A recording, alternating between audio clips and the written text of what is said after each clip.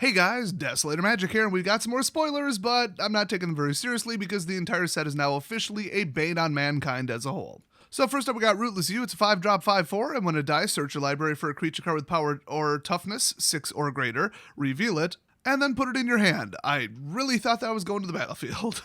So that's actually kind of interesting.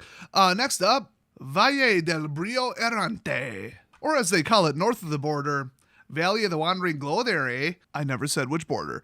So it's a snowland. It enters battlefield tapped, and then as it enters battlefield, choose a color, and then you can tap and add mana of the chosen color for the rest of the game, but you can't change it. So it's a multicolored generator without being a multicolored generator, and it's mana fixing without actually really being mana fixing. That's actually also really interesting. And I think the flavor text is something like the reflection of the sky and the aurora is a bunch of different colors.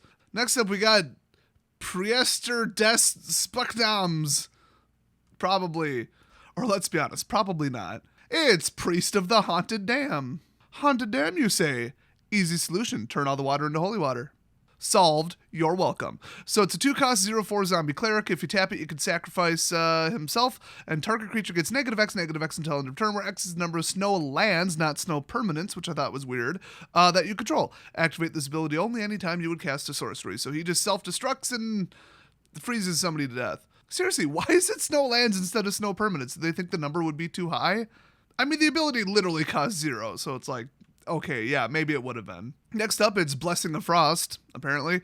And it's a 4-cost snow sorcery, rare, and you distribute X 1/1 counters among any number of creatures you control, where X is the number of snow mana spent to cast a spell. Then draw a card for each creature you control with power 4 or greater, because we needed more of that sentence in the game. Also, this was already leaked. Too bad I already recorded this. Next up, Cosmos Elixir. Well, okay, it's like Cosmos, not Cosmos Elixir, not some guy named Cosmo. I don't speak Spanish, German, or English. I speak Desolator, bitch. So this is a 4-cost colorless artifact here, and at the beginning of your end step, draw a card if your life total is greater than your starting life total.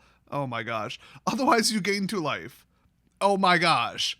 Well, I mean, 4-cost anything, literally anything, in a white life gain deck right now is actually a little bit hard to swing, and you really wouldn't want to try a 4 of, because so much of the power is 1, 2, and 3. You got Luris, you've got all the 2 costs. I mean, you got the counter dropper lady, you got all the life linkers, you got the ETB life people. And then the 1-drop slot, lately at the high levels in tier 1, you're looking at the indestructible pupper, selfless savior, whatever. And then you got like the, enchantment hexproof version of it from Theros, who just sit there and get resurrected once per turn by Luris, so you literally cannot get rid of anything on their line. Then you got Heliod, who only costs 3 anyway. It's pretty much a 1, 2, 3 deck, so it's like, yeah, I would throw this in, but you can't just say, okay, 4 of going in, yay. I think this is meant for the slower, more gradual Angel version, like the one where you like got bigger creatures, maybe a little bit of removal, kind of keep it to like turn 7, 8 instead of like turn 5 or 6. And, try to win with that stupid double strike, nobody can take damage bullshit Angel. Which, that deck archetype's gonna be toxic as shit, and just wait until you see, just basically Angel Tribal, but with the life gain backbone. It's really gonna be ban-worthy. So it's like, would I throw this in there? Yeah, because it's more appropriately costed, and I'd probably run 23 lands. I might even throw in, like, a hybrid land creature land spell, just to, like, have the land option, Take out the Selfless Saviors, put in the protection from colors, or you can drop it in as a land, and throw 4 of them in. That'll get you to 4 a lot quicker and more reliably. So I think that's the type of deck it'll go in. Don't just think auto-include in life gain, because 4 is up there, and you don't want to lose before you can get your life total astronomical. Next up, Immersturm Predator. It's a 4-cost Vampire Dragon. Okay, we were promised that. 3/3 flying, and when it becomes tapped, exile up to 1 target card from a graveyard, so anybody's graveyard, and put a 1/1 counter on it. Okay. Sacrifice another creature. Immersturm, I can't say it. Predator gains indestructible till end of turn, tap it. That's going to be annoying to get rid of. Normally I'd be like, okay, good, cool, strong, interesting card. But you mix this with like crap that we're already sick of that's really hard to get rid of. Like anything targetable by Luris, but then also Dream Trawler for sure. I mean, this just, like, gives me Dream Trawler PTSD. So it's not hexproof, it's just indestructible. You can still exile it, still turn it into a frog, still bounce it back to hand, still hit it with a Planeswalker ability. So it's like, yeah, it's not even to that level. I think this is just a good card. It's just, rustling my jimmies and reminding me of stuff that's really hard to get rid of. Next up, this card is completely inexcusable. The Raven's Warning. It's a 3-cost. Step 1. Create a 1/1 blue bird creature token with flying and gain 2 life. Great, good for you, congratulations. 2, whenever one or more creatures you control with flying deal combat damage to a player, like for example said Raven, this turn look at that player's hand and then draw a card. Why? Okay, Gitaxian Probe ban announcement. Looking at your opponent's hand is inherently unfair. Too much information too early, too easily, and you can counter what they're going to do, and it's just too much, so we're banning the card.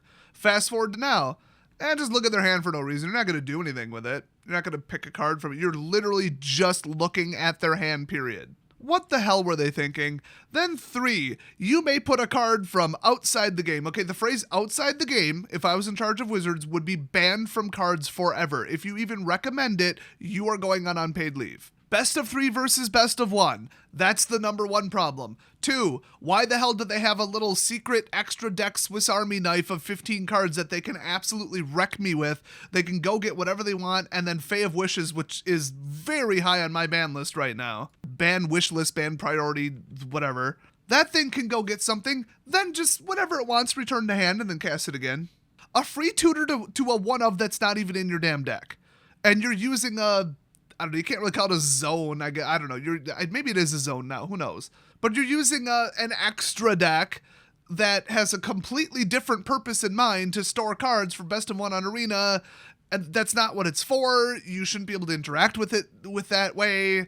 In paper, it screws with shuffling, and then, well, we already have fragmentation because we have the little cards with the A on them that are arena-specific and are also hyper-powerful and needed for standard. So then you have that standard versus F&M standard, which is already best of 1 versus best of 3 the vast majority of the time. Now you have different cards that work different ways, then you have different sideboard usages, and then this works differently. So it's a mess. It's a fragmented mess.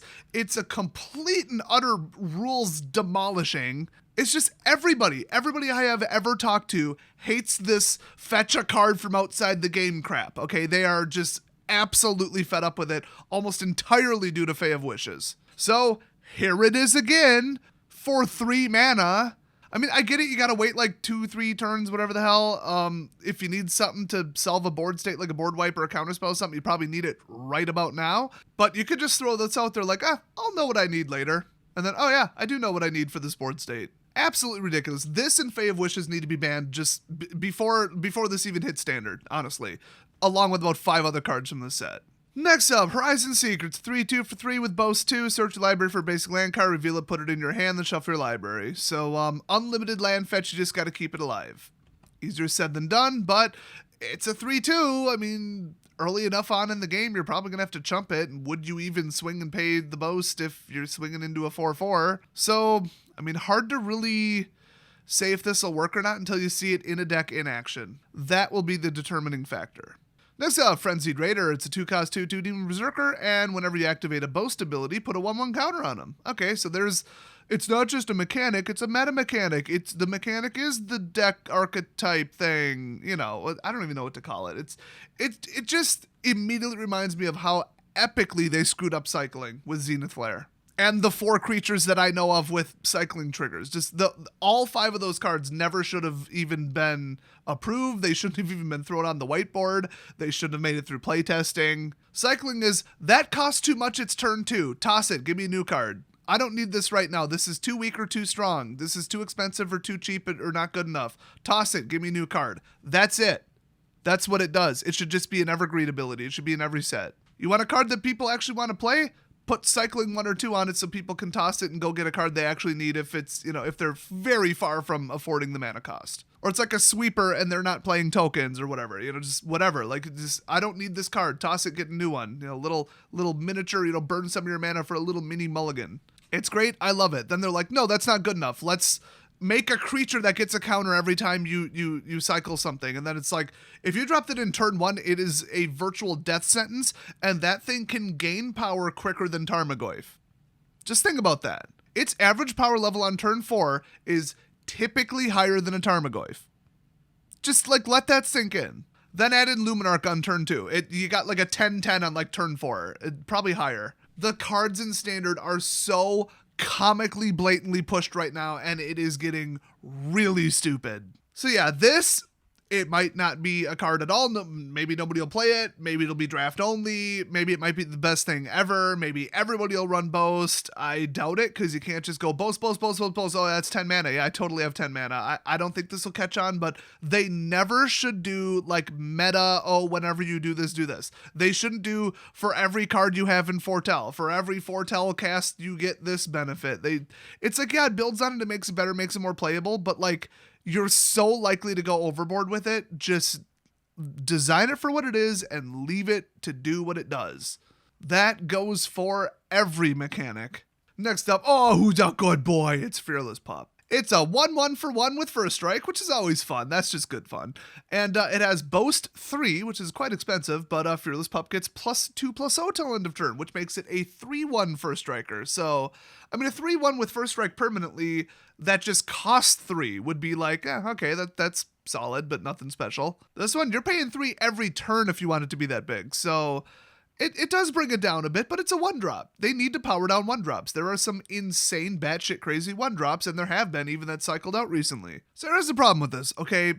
Everybody likes highly defensive creatures that can fend off your opponent's stupid assault and give you a couple turns to breathe. That is a good thing for the game because it makes you not end the game on turn 4. What's really annoying is, here comes another cheapo red creature. Oh, don't worry, I've got, 3 creatures in play and they only have 2.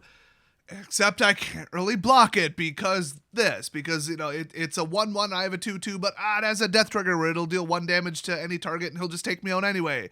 I can't really block it, damn it.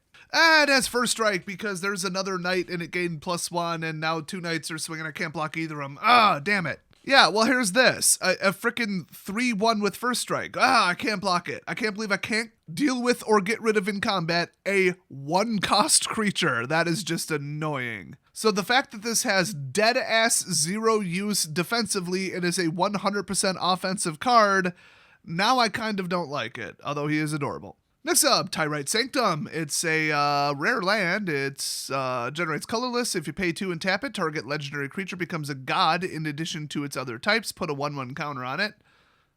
Why would that ever be relevant? And then I guess we've got pay 4, tap it, sacrifice Tyrite Sanctum, put an indestructible counter on target god. Oh, that's why. So it's only relevant to itself. So it's going to take 2 turns and 6 mana to make this work. Oh, and you lose access to this as a land as far as mana generation for 2 turns. So it really costs you 3 than 5. I mean, cool. I didn't want any of the gods to have indestructible. I hate gods with indestructible. Even worse, I can't stand the Scarab God, which just kept coming back over and over and over no matter what you did. So I mean, if you're going to invest 2 turns and basically 8 mana into this, sure, put indestructible on it. But like the fact that this can target absolutely anything is really annoying. I mean, right now in Standard, and especially in Brawl, the people who play that hexproof granting shield, I don't know if you've seen them, but my god, does the gameplay go to an annoying place. It's either a giant stack of mutated creatures and then, now it's hexproof. Well, I guess I'm just f***ed then. Or it's like Elder Gargaroth and you're like, finally I got a kill spell. I can't target it. I guess I'll have to defeat it in combat. That'll happen. So the fact that you can just throw God status, which is irrelevant, and then a 1/1 counter, which is relevant, and then indestructible on literally anything, very, very, very potentially annoying. I mean, just imagine indestructible on Stonecoil Serpent.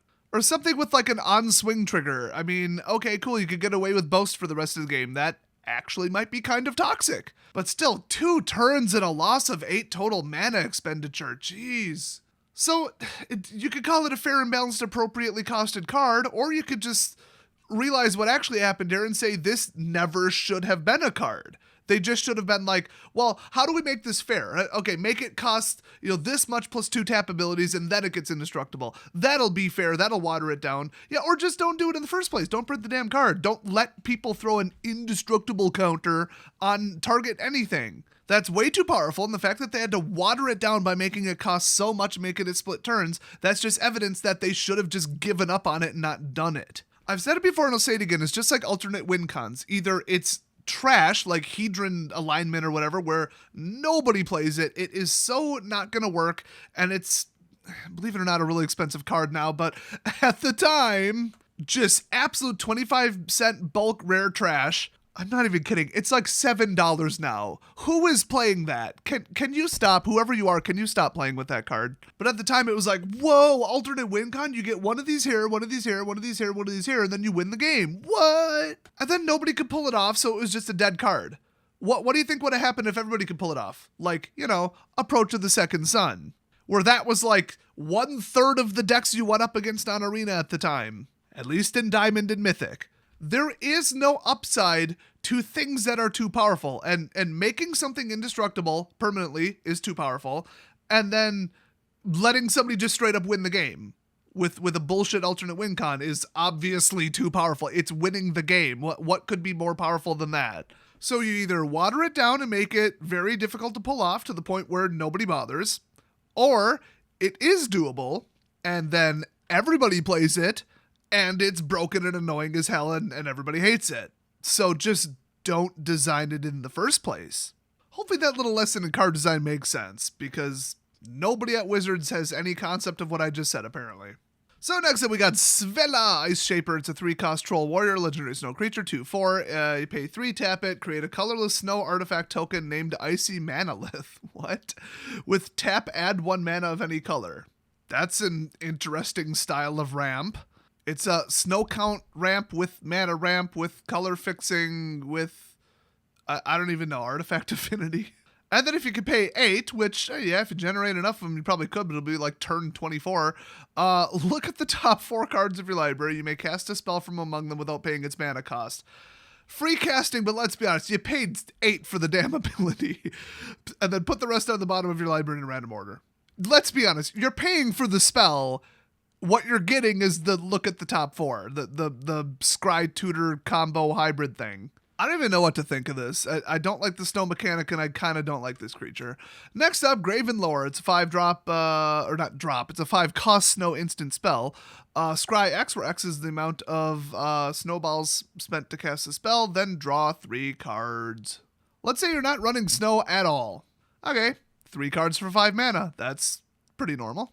The average on staple spells is 1.5 mana per card drawn, by the way. But then the scry on top of it, but it's not snow lands, it's not snow permanents, it's snow mana spent to cast this spell, which could be 5. So scry 5, which is like probably above 10% of your deck at that point, and then draw 3 cards. You could toss 3 to the bottom, take the 2 you want, and then get a bonus 1 on top of it. I mean, that's like really damn good for 5 mana. They really wanted to push this snow deck, whatever the hell it's supposed to be. It's kind of all over the place. I can't even wrap my head around if it's supposed to be like 2 different ones of 2 different colors, or just, who knows. I think it's mostly blue-black, but it's like, well, then what? Is it a zombie deck? Like, what else does it do? So I gotta look at like a full list of all snow cards and just see before I absolutely say yes or no on the power level of these snow decks. Also, this card was already leaked. Anyway, that is it for today, thank God. I'm gonna go take a bunch of melatonin and then try to dream that this set doesn't exist. I'll see you guys next video, and go pack go.